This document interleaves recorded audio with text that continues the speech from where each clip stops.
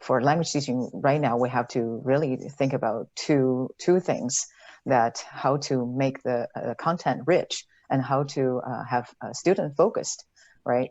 And the other thing is how to conduct a very well-structured language and learning teaching environment synchronously and asynchronously.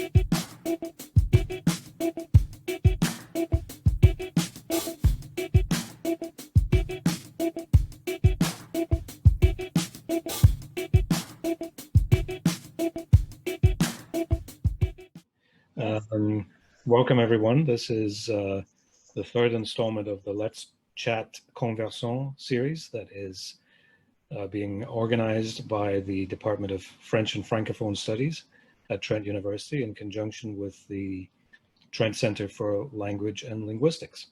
And today's theme is adapting and adopting, and we'll explain what that is about as we go along. I'll introduce myself first, and I'll let my friend and colleague Shaoling introduce herself. My name is Martin Boyne. I'm the coordinator of the Trent Centre for Language and Linguistics, and I teach linguistics courses here at Trent, all different kinds. Shaoling? Oh, hi, 你好, 你们好, bonjour, hello everyone.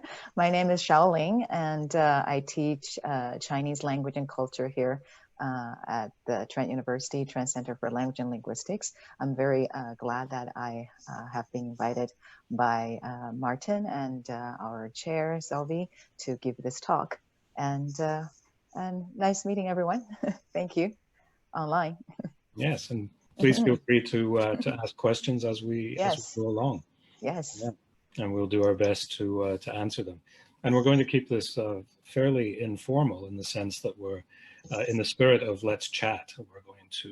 We're going to chat, and each of us has a particular theme that we're going to explore. But we're going to go back and forth quite a bit and ask each other questions as well, and ideally answer yours as we go along. Yes. So I'm going to begin with the notion of adopting, and what I mean by that is, since the beginning of the pandemic, which seems like it's been years, but in fact it's only a few months, 4 months or something like that. I've been struck as a linguist by the speed with which we've adopted words into our language, English being our language, that's what I'm referring to, but every language, I'm sure it's the same. And I know the first talk in the series was dealing with a similar theme in the French language. But I'm always aware of how people are using words and how they're using them differently, and how they're adopting particular phrases. And it seems that to borrow from a fairly well-known and sometimes controversial theme in linguistics, which is the Sapir-Whorf hypothesis, which states that our use of language is shaped by how we think, and vice versa. How we think shapes our language, and in turn that helps to shape our sense of reality, our understanding of reality, and helps us make sense of the world around us. So that I see that as kind of a three-way, almost symbiotic relationship that's going on. You have language, you have thought, and you have reality, which are mutually influencing each other. And in terms of the pandemic, of course, for many and most of us, this was a brand new phenomenon. We'd heard of such things in other places, and we'd heard of pandemics historically, but as a world, we had never collectively lived through something like this, and I hope we never do again. But it's still fascinating from a linguistic perspective to just see what this has done for us. And even the first example that I would use is that we're now talking about the COVID era and the fact that there was a pre-COVID age way back. Yes. And we're also starting to think positively about the post-COVID era. So everything now is being defined in terms of these three epochs in our collective history, which is the pre-COVID time, the COVID time that we're living through, and the post-COVID time, which is gradually starting to unfold. And I don't think we've defined stages of history in that way since 9/11. And I think the pandemic is often compared, rightly or wrongly, to 9/11 in terms of its monumental significance. I think there have been other things that have been just as, if not more, important since 2001. But 9/11 still seems to be that kind of era-defining moment. And as someone who does a lot of academic editing, I was struck in a few years after 2001 when the first signs of that pre-post 9/11 language started to be used in scholarly writing, and we seem to have adopted that. But it took us longer, I think, because it took longer for that to kind of seep into the consciousness of people. Whereas with COVID, it's happened extremely quickly. And I think forevermore we will define ourselves and our world in terms of the pre and post COVID labels. Then I started thinking, well, we use pre and post as prefixes for other things too. And historically, there's 9/11, of course, but there's also pre-war and post-war, pre-revolution and post-revolution. And it's always something monumental and usually bad that forces us into that. And then the natural next step for me was to think, well, what else within COVID do we use pre and post for? And I found that so many of them are negative terms. We're pre and post lockdown, pre and post shutdown, pre and post quarantine, pre and post pandemic. And it always seems to be hinging around the main kind of root term, which is a negative thing. I don't know what you think about that, Shaoling. Yeah, I know, just yes. I know. Sorry, I just need a little bit more time right now to think of that. I didn't. Yeah, I just sorry, I didn't. I was thinking, So I think I now have another question for you. Actually, for those ones, what about what kind of lexicon has been changed in terms of linguistics due to this pandemic? I think I want to know a little more. Yeah. There are lots of examples, and I think the media has picked up on this quite a bit. You'll see articles in various publications about the language of our times, and I think scholarly writing will start picking up on that fairly soon. But one contrast that became clear very early in the pandemic, I think, was between social and physical distancing. One of the things that we hear about all the time, and we're constantly reminded in the media of the need to socially distance. And I think I could be wrong, but just memory makes me think that social distancing was the first term that was used. And of course, none of us can remember ever using social distancing. We may have done, but I'm not sure we used it as a concept. So I would say it's a brand new coinage. Of course, using existing words, but with this collocation of social and distancing. And then we were quickly reminded that it's really not social distancing, but physical distancing. And the importance was to stress the physical part of it, because that reminded people of the importance of keeping that physical distance. I think with some of the authorities, they were worried that using the term social in conjunction with distancing would make people think that they should be socializing more. And at the beginning, especially, and even now, there's a lot of advice, good advice, telling us not to be as social as we might. Right. And also actually, this reminds me of in Chinese, we do have distinctions between these two as well, because in, and also they said social distancing is not, physical distancing probably is more appropriate at this, for this situation, is because we're not really social distancing ourselves, because we can still socialize through multi, medias or social medias. So we're not really social distancing, but we are physically distancing from each other. Yeah, Yeah. that's right. So in that sense, yeah. It's one of the weird advantages, if you like, or benefits of all of this. And it's hard to think sometimes of any positives to come out of something as bad as a pandemic. Right. And people have been very hesitant to talk about benefits because of all the terrible things that have happened to people, and all the deaths and everything else, and there's the damage to the economy. But I think realistically we have to think of the benefits, and one of them is the fact that we have been pulled together more socially on whether it be social media or the ubiquitous Zoom.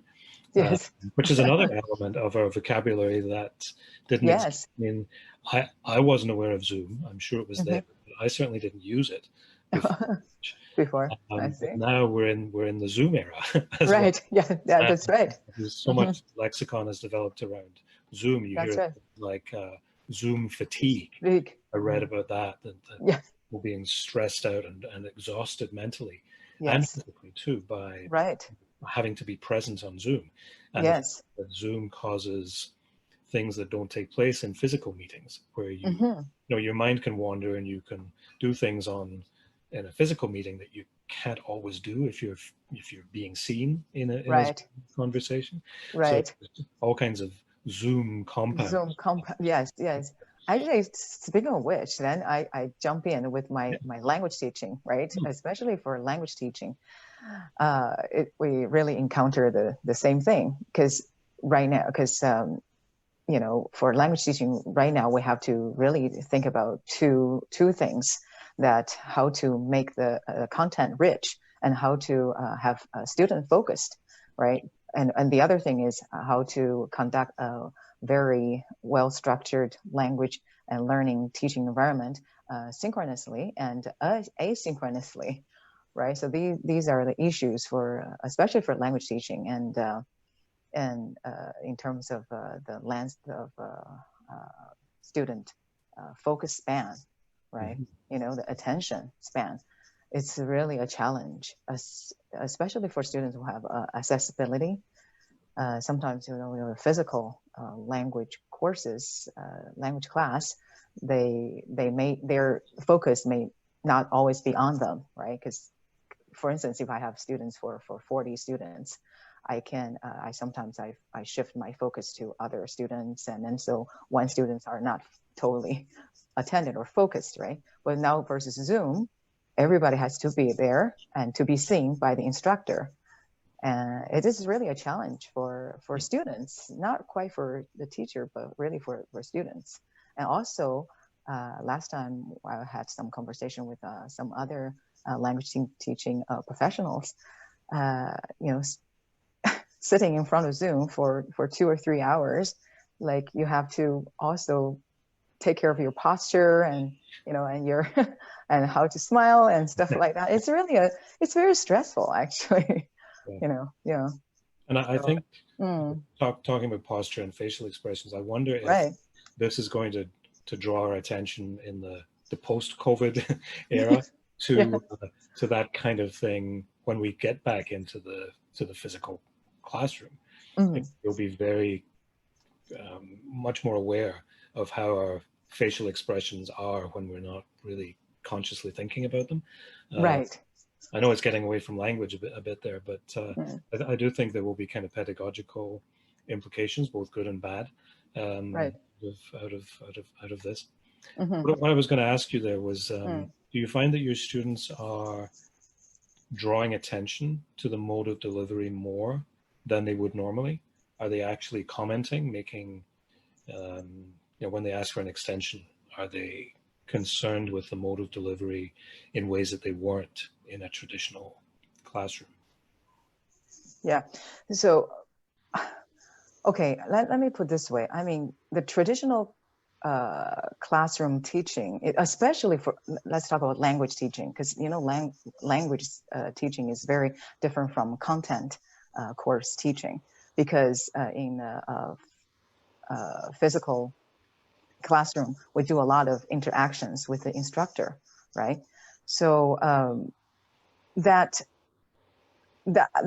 in a way, for online teaching, it takes away of, you know, that part, that the interactions with the instructor. But on the other hand, a good thing about online teaching is that students can learn at their own pace with different time zones, right? So they don't have to appear at the same time. They can take their time, because there are two kinds, as I just mentioned before, there are two kinds of online teaching. One is called synchronous, the other one is asynchronous. And also another style is hybrid. The hybrid is synchronous plus asynchronous teaching. Mm-hmm. So for this summer, actually, to be honest, this is my first time teaching the total asynchronous course, which means that everything is already put online, and so students just take at their own pace and at their own schedule. But they do have to meet with me at a certain time just to talk to me. It's not really a class, but it's more like an office hour, right? Yeah. To touch base with the students. It's not teaching. So this right now, the course I'm teaching right now is asynchronous. So they take at their own schedule. And this one actually takes a lot of preparation ahead of time, because you have to put everything, every detail, so that students will understand what to do, right? Yep. So it is a lot difficult. It's a lot more difficult than the synchronous or the hybrid courses. So I would say for the language teaching, the most ideal would be the synchronous, or I would say, sorry, the hybrid. Hybrid means the synchronous and asynchronous together. So when I design my courses for the hybrid, even though I haven't really taught yet over here, but according to my experience, is that we can have pre-class activities, and then students can start reading or listening some stuff, and then when it's time to meet, and the instructor can check their preparation or their preview by asking their questions and stuff, and then start explaining maybe the main point or the structures of today's, the main language structure and stuff like that. And then after the class, the online meeting time, and they have their after class activities and stuff like that. Yeah, so to answer your question that students will ask for extension, yes, some of them sometimes really they can't still deal with this kind of fixed schedule, and kind of because now they think it's asynchronous, and they don't have to meet at a certain time, and they don't have to really just to meet, to meet at a certain time. So in a way, they tend to procrastinate, so, and then they tend to do other things, right? They do other things, and then they think about, okay, they can deal with this course maybe later, and then they tend to procrastinate, and then they ask for extension of the deadlines. Mm-hmm. Yes, so actually, there's a lot of issues to really deal with this online teaching. Mm-hmm. Yeah, I think as you've alluded to, it's the good and bad things about it. I'm thinking of the fact that we sometimes, when we're going into a classroom, physically, we can require things of students beforehand, but we really have no control over whether they do them, and Exactly. require things of them afterwards. But again, Right. we have no Right. control. I think almost in an online remote environment, we can build those, as you were saying, the pre and post activities into the actual classroom Yeah, experience. I know. Um, Exactly. and that, I think, can only be beneficial, but it does take, as you say, more organization, and it takes more planning. Yes. And It can be exhausting. yeah, and the other challenge actually for language teachers, and probably for also content course teaching professors or teachers, is that how do you avoid students not to cheat on their exams or assignments, Yeah. right? Because, for instance, in class exams, for in class exams, they only, for instance, they have only maybe certain length of time they can finish, and the instructor is always there to invigilate the exam. But now it's online, right? Everything's online. They do on their own. How do we avoid students from copying from other places, right? This is another thing we have to think about. So it definitely creates a lot of thinking and also strategies for instructors to think about. Yeah, what to do. We have a question. Yeah. Yes. So I'll read the question. Some people learn Sure. more when they listen, others when they read, yet others when they repeat. So what is the impact and possibly advantages of a remote or online course on two things? So the first thing, on language itself, on language per se, and secondly, on language acquisition. Acquisition, right. Okay. Yeah, I think the advantage is that really definitely students can get more time to, as I said, to take their time and do everything on at their own pace, right? They can take their time to read, take their time to listen, and for me especially, I put a lot of recordings for students to listen to, and also some materials for them to read so they can take their time to read. And then I have the assessment, right? So then I can really know if they really spend time to listen or they spend time to read. And normally I ask them to record themselves so to assess them, so I can know if they really, especially, right, Chinese language is a tonal language. If they have enough input, they listen to the recordings enough, and they can pronounce, and they can pronounce the words or sentences a little more accurately. So I can know if they definitely have put enough time to listen. And then some assignments I ask them also to write on their own, and then they have to scan it and take a picture and scan it and upload it because right now we're using Blackboard. There are actually other softwares that a lot of instructors can use, but Blackboard is pretty good. Yeah, so the Blackboard is very, very good, so they can upload, and so I can know it's their own writing, right?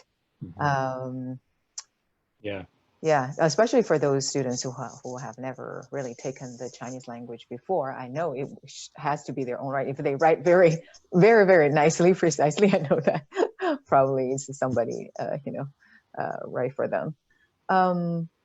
Right. So as I said, online course in this sense, it's really it's more helpful for students, so they don't have to rush to the classroom to sit there for 2 hours or something like that.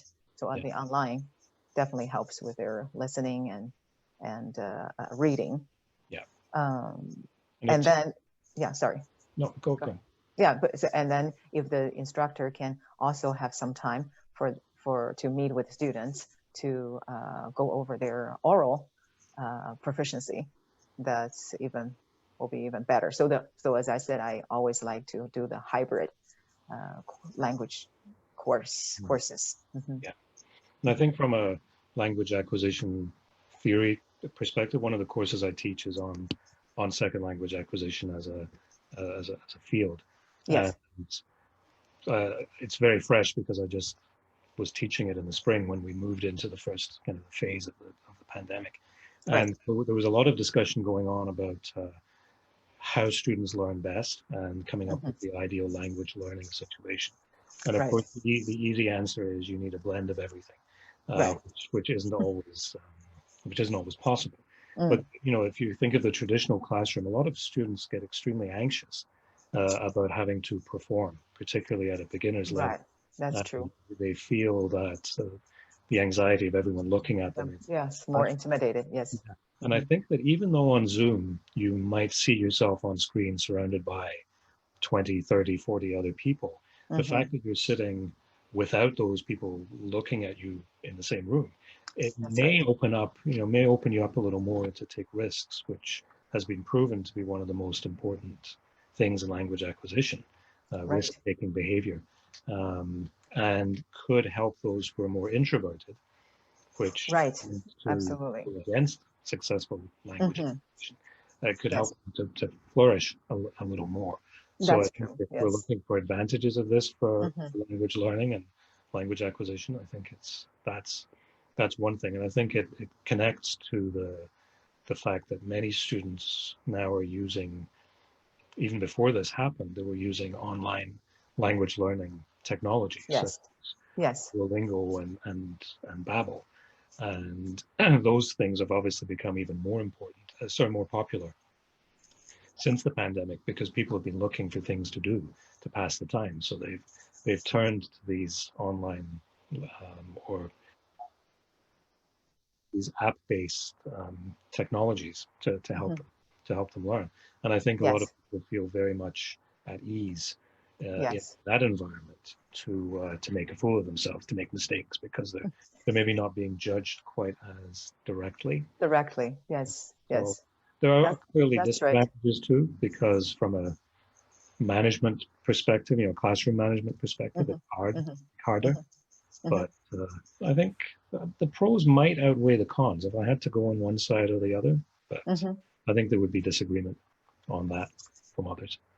Yeah, well, the good thing about this, the Zoom, is that we can break down into the different rooms, right? Yeah. So that, I know, because as I said, we said some students, they feel less intimidated, but some students feel actually they don't have a chance to interact with other students, because one of the major purpose or functions of language is to communicate with other people, right? So some students might find this actually, it seems that they're just talking to themselves, or just only the instructor. They don't have a chance to interact with the peers. So in this case, in this sense, actually Zoom is very good. So we can break down into different rooms. And so when I design this type of activities, the group activities, I use the Zoom, so they can also still talk to each other, with each other. And well, anyway, so we always have, in language teaching, we always have a saying. It may not, I mean, this is in Chinese, but it may not directly, it doesn't really probably mean directly English, but I'll try my best. We will say that, okay, if there is a policy, and then we have the strategy to, to adapt it. Yeah. So now it's the pandemic, right? We cannot go into physically to the physical courses, so we use this online. We use Zoom, so we use fully how to utilize all these different technologies. Yeah. I think your point is a good one, that we've all shown how adaptable we can be through all of this. Things that 6 months ago we wouldn't have thought possible. Yeah, that's right. We're Exactly. just taking in our stride. Yeah. And I think that applies to language in general, and also to language learning. I see another question has Mm-hmm. come in. Languages are different from one another. For Mm-hmm. example, some are more connected to the environment. Mm-hmm. Also, methods vary. Are they all equal before Zoom? Do you see a difference from your own language perspective or from the teaching of linguistics? Good. Hmm. So, Okay. do you want to pick that up from Chinese first, and then I'll try to deal with it from linguistics? Yeah, definitely. Okay, are more, let me just try to reflect that question when we're also methods. Sorry, and they're equal before Zoom. Uh, hmm. Well, if we're from a language teaching perspective, I know Chinese is definitely very, of course, very different from Indo-European languages, right? To start with, uh, especially let's talk about the Chinese characters. Okay. Um, I don't know, just some one of the challenges before the, I mean after the Zoom is some students have a little trouble with the writing, right? You know, the character writing, actually the Chinese characters writing. That's one of the challenges, because before the Zoom, the instructor could always write on the blackboard to show them each stroke, right? The strokes and stuff like that. But after Zoom, it could be a little challenge. Could, but somehow I try to eliminate this challenge by still showing them, right, from a piece of paper, or even I work with our IT department to pre-design those animations for Chinese characters, you know, which it shows the strokes.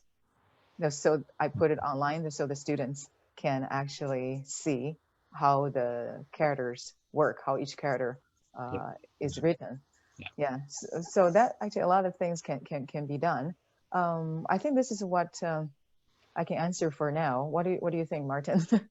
Yeah, I mean, I can see it from Linguistics. a number of different angles. And we, in as linguists, we're always trained to think of all languages being equal in so many Mm, respects, in terms of their complexity and mm, their learnability, their teachability.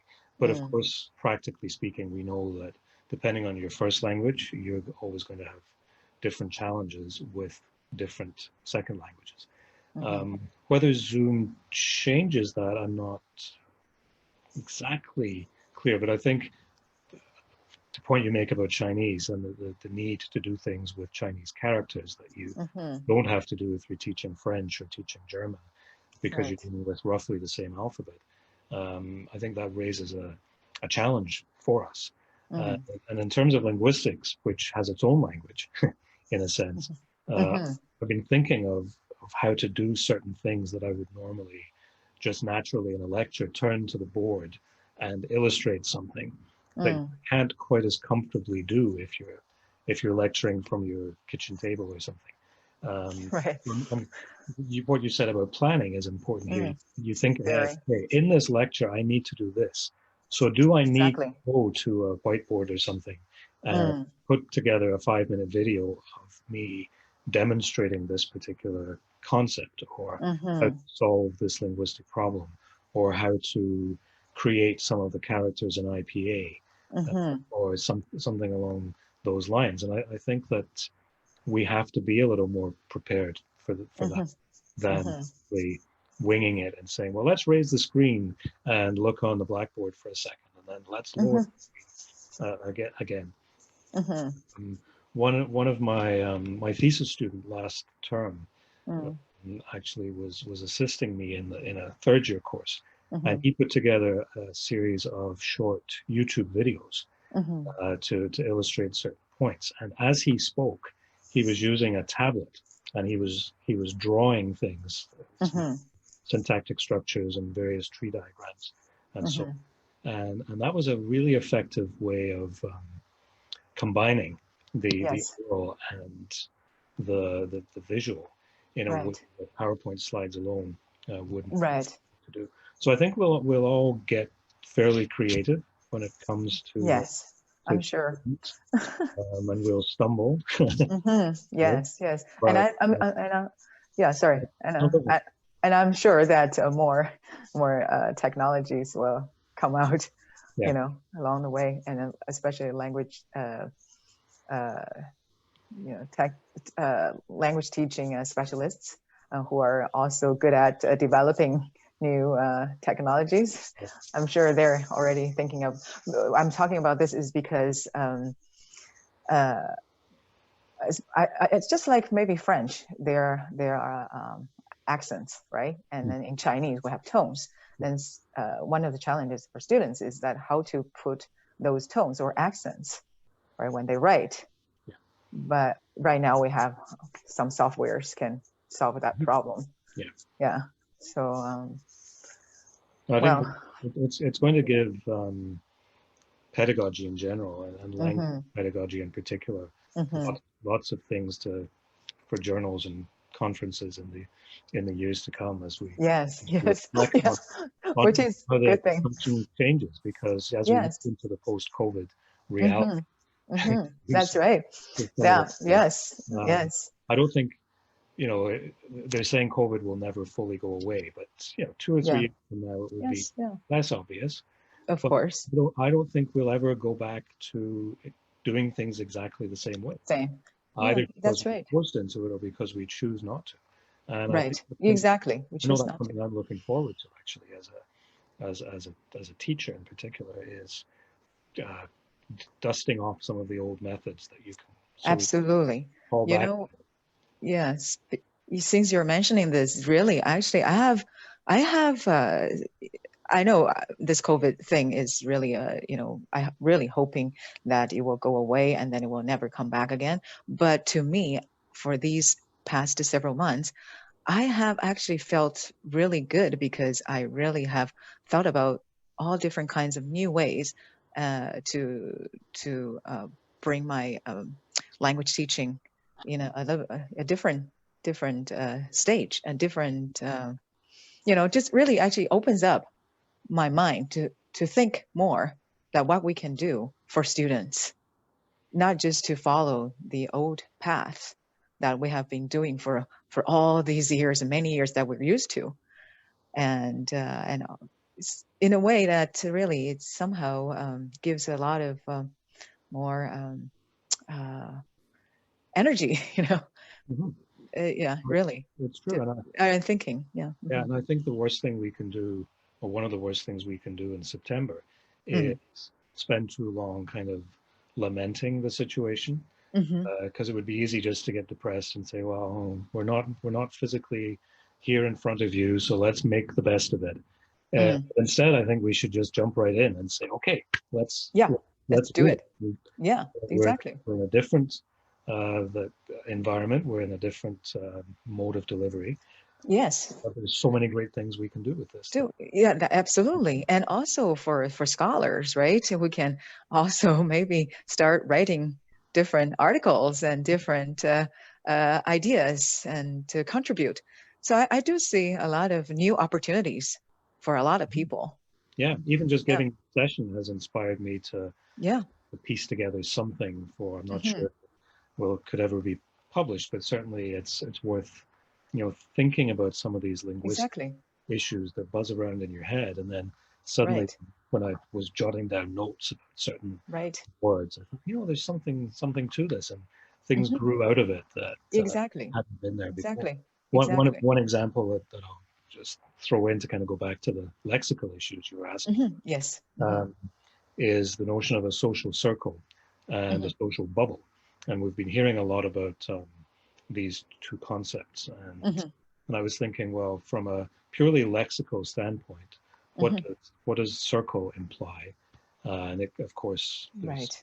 continuity and there's equality and there's flow Hmm. and that type of thing. A Hmm. bubble, whereas Bubble. bubble can be a positive word if you think of the Exactly. connotations of being bubbly is a good thing. It's perky. Bubbles, it even sounds like a nice word. You have bubbling rivers and bubbling champagne and Right, right. type of thing. But Yeah, then being for in a, sure. if you're in a bubble, it isn't Yes. necessarily good because you think of, at least I do, I think of the New ideas. stereotypical boy in a bubble, right? Oh, Someone right. who's sealed off from the world because they're allergic to the 21st century or something. Right. Bubbles can isolate, they can seclude you, they can seal you in. Yes. So the semantics of social circle versus social bubble Hmm. is to me fascinating. And what I really like to do is using corpus linguistic methods, which involves analyzing how language has been used, you, looking at millions of different uses of a word in various media. Yes. Yes. Before Exactly. March, how were the words being used? And since then, have the words started to be used differently? Used. And one of Exactly. my fall courses is in stylistics.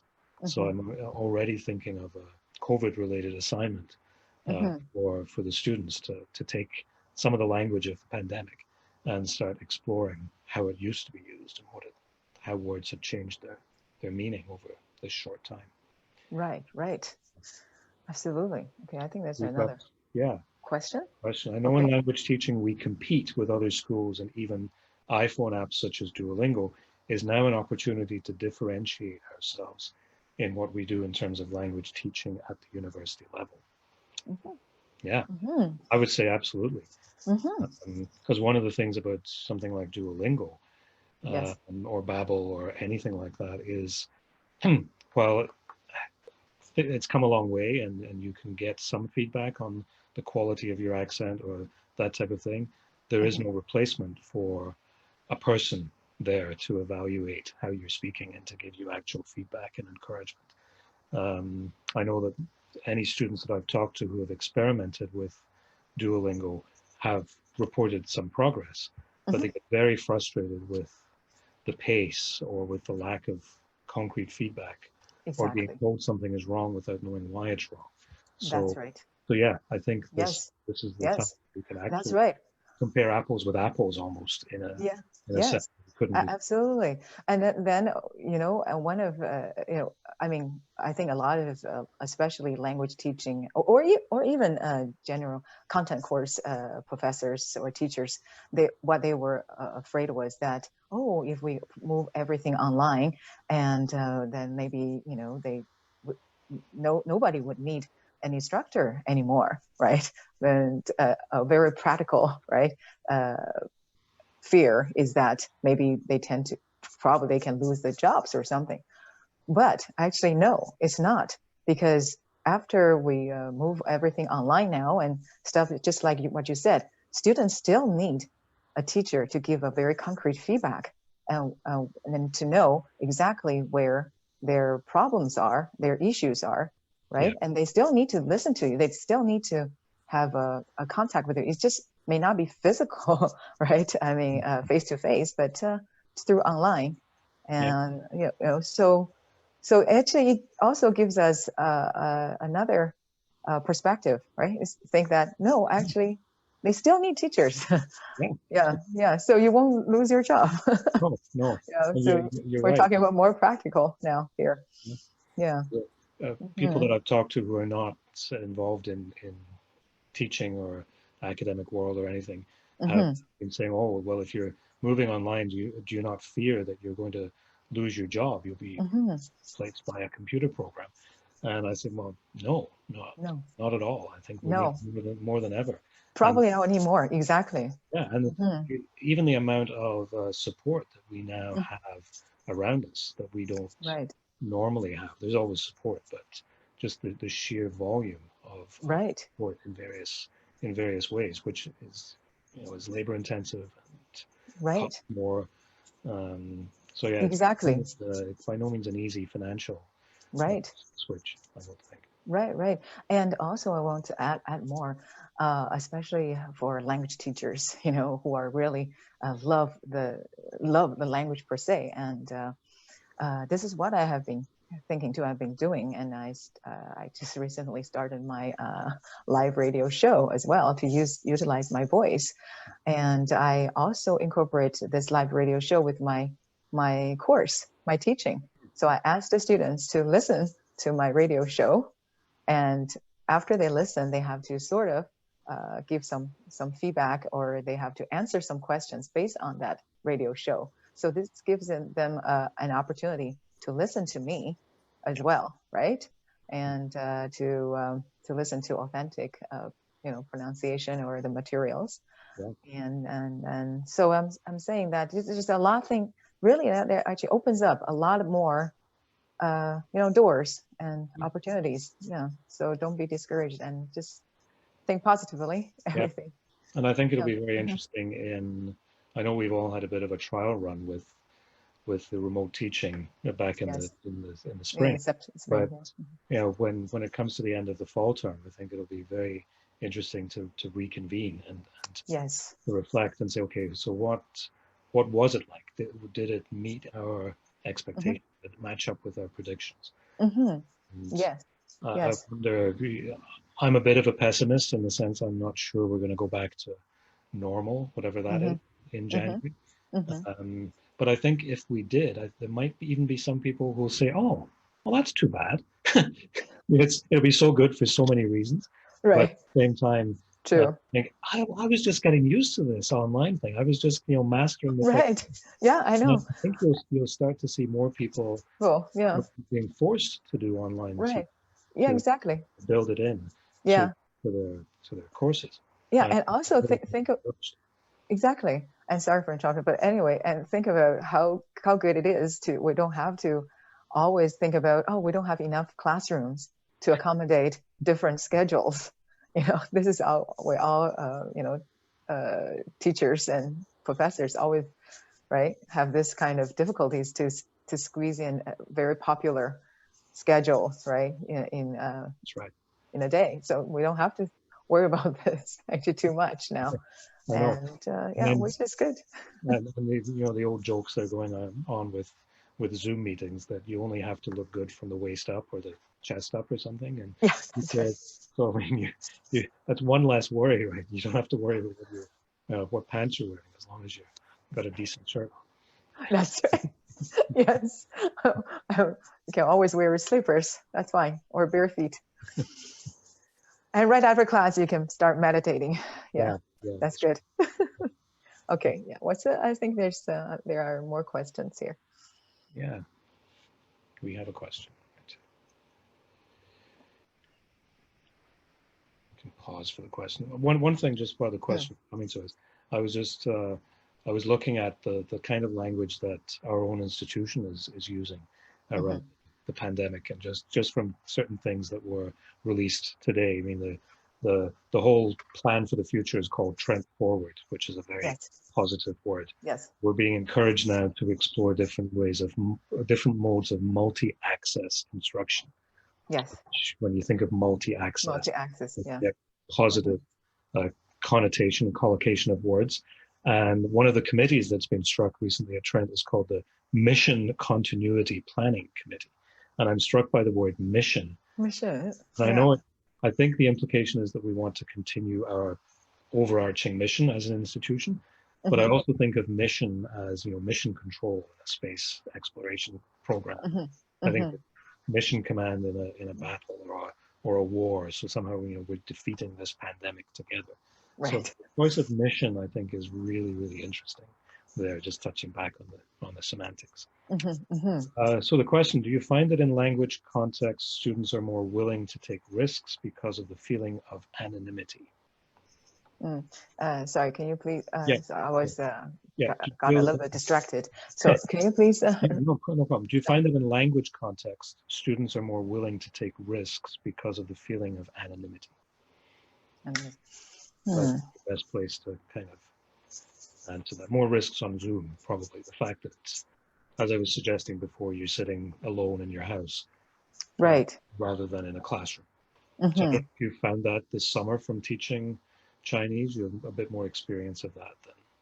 Yeah, but as I said, because my this summer course is just pure online, actually, right? So they do it on their own, because I pre-recorded everything, and but I mean, they only meet with me when it's the office hour, right? So if they have some questions, and but the students are more willing to take risks. Yeah. Oh, actually, I'm just trying to recall. One of the assignments that I have assigned is called discussions. Yes, actually, I would say students are more willing to express themselves, and they're really less fearful of making mistakes. So they post online the discussion, but however, the discussion is in a written form, right? Yeah, it's not the face-to-face, it's a written form. Yeah, so yes, I would say yes. Yeah, yeah, I'd agree to some extent. I think it's maybe a little bit of both. I don't teach language, but Right, I did open up discussion boards a little more in the right, last 3 weeks when we were doing it remotely, and I right. plan to use them again. And I did find that certain students who said very little in classroom discussions, asking extremely good questions in online forum. So Yes, that was encouraging. Uh, right, some of for them not sure. so much, so I don't think you can make a generalization. The Right. other thing is what I'm perceiving as the awkward Zoom silence that sometimes happens when you have a group of 7 or 8 people and no one wants to be the one to Well, right. start the discussion. So I think there Yes, still is for shy people a little bit of that holding back, right. and it could be that they're not used to seeing themselves on the screen, and they're still awkward with the technology. So I wonder if as people get more used to that, but I think generally they're going to take more risks overall. I know I would as a natural introvert. I Yeah, would take exactly. in this environment than I would Right, in right. classroom. Yes, but interestingly, however, for some students, it could be quite opposite. It is because they think that now the instructor might have more time to ponder, to think over what they write, right, or they have written, and Yeah, they actually is even more cautious yeah, on expressing themselves. So it's really yeah. actually Even if two ways. it's It's interesting. Yeah. if it's an off the cuff remark in a classroom, it's Yes. spoken and gone. But Right. Yeah. if I'm sitting at So, home looking at the discussion boards, I can yeah. right. Yeah. Yeah. Really. Yeah. Yeah, So it's yeah. I don't. We have one more question here, Yeah. practical. I'm a mature senior student wanting to come back to university. I'm wondering whether to start in the fall or wait for the winter session, not knowing how I will learn or hear online. Yeah, Yeah. that is a tough one because it's a hugely individual Uh-huh. thing. But I would say that at least people who've asked me similar questions about should I wait, Mm. and I've been saying no. No. Yeah. Uh, I just think launch right into I it. agree. I think it's going to be a different, but I think equally beneficial Beneficial. experience. Exactly. Yeah, and as we Exactly. were saying before, if you don't think of the drawbacks first and foremost, but think of the opportunities, I think you could actually get a lot out of an online mode of delivery. And I think of some people who perhaps drive in for a 2-hour class once a week and then leave, and you get 2 hours a week of that focused instruction. Exactly. With remote teaching, there's so many more opportunities for interaction at different times of the Right. week, and things going on online that Right. I think you're getting much more exposure, and Yes. you could get more out of a course this way. Exactly. And you know what? I think what I want just to say one thing. I think if you decide to do something, never wait. Really. Never wait. It doesn't matter if it's anything in your life.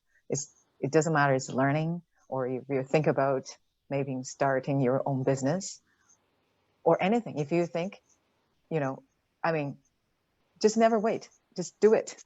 And that I think that's my suggestion. Yeah. It doesn't apply just to learning. I think everything in life. Life is short, really.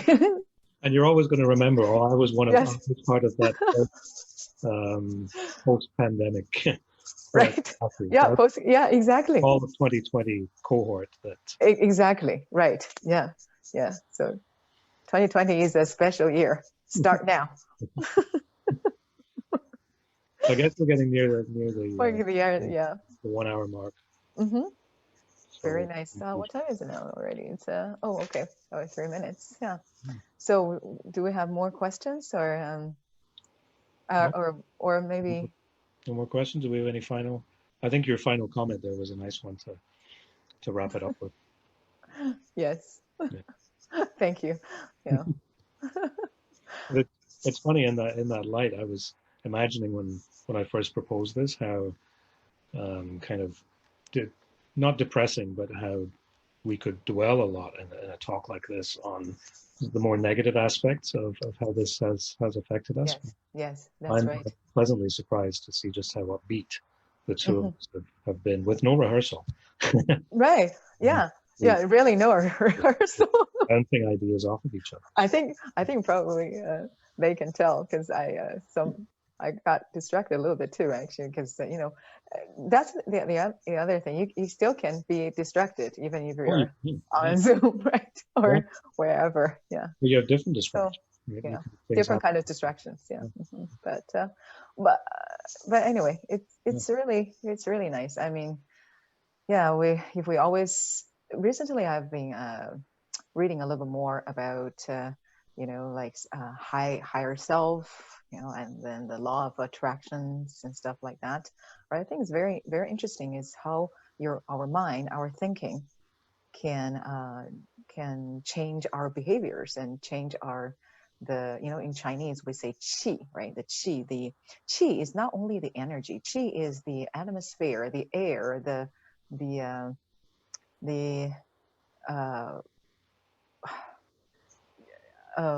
just everything surrounds you. How you're thinking can change that. So if you think positively, and positive things will happen. But if you always think negatively, and this negative energy, negative qi will come out and influence other people, and then it comes back to you. So if you have positive energy, it goes out, it goes to people, and it comes back to you, will be the positive energy. So that's very important. I mean, we're in a difficult time right now, but think about, it could be worse, right? Yeah. But now we're not that bad yet, right? So we're getting better. So just think positively, everything, and so this has Chinese medicine is also I'm sure who is very who knows or who has knowledge about Chinese medicine, that your inner self is very important. Of course, your inner self comes from your mind. Yeah. So you have a positive mind, and it helps you with everything. Good. Yeah. Maybe that's a good place to leave it then. Nice. Okay. Yeah. Yeah. Shall we? Yeah. Well, thank you all. We've received some very nice comments, so thank you for those. And it's been a pleasure to be with you and to have this discussion. It's too bad it can't go on longer, but I'm sure we'll have more of these. More talks. Yes. And thank you. And thank you, Selvi, too, to start this conversation talk activity. It's great. Okay. And thank you for those who asked questions. Yeah. And thank you. And the whole thing is going to remain available for future viewing on both Facebook and YouTube. Yes. Thank you.